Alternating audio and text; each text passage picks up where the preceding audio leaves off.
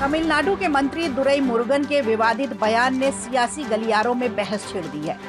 मंत्री जी ने उत्तर भारतीयों पर ऐसा आरोप लगाया है कि मंत्री जी मुश्किल में पड़ सकते हैं।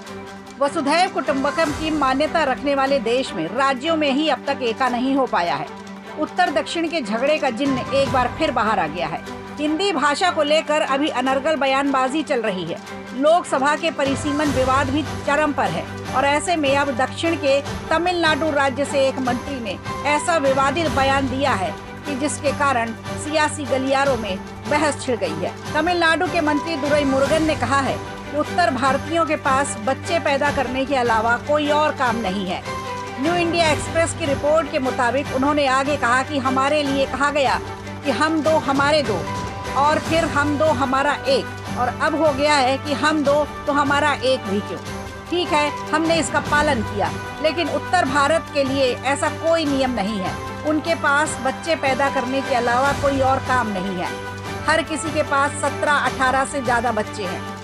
उत्तर भारतीय लोगों के लिए इस तरह की बयानबाजी, वो भी सार्वजनिक मंच से की गई। उत्तर भारतीयों के लिए ऐसी अपमानजनक टिप्पणी के केंद्रीय मंत्री धर्मेंद्र प्रधान ने कड़ी निंदा की है। तमिलनाडु के मंत्री गुडियाट्टम में आयोजित एक विरोध प्रदर्शन में बोल रहे थे।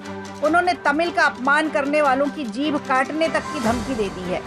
उनके बयान ने उत्तर दक्षिण विभाजन की लड़ाई में आग में घी डालने का काम किया है। राजनीतिक गलियारों में इस पर बहस तेज हो गई है।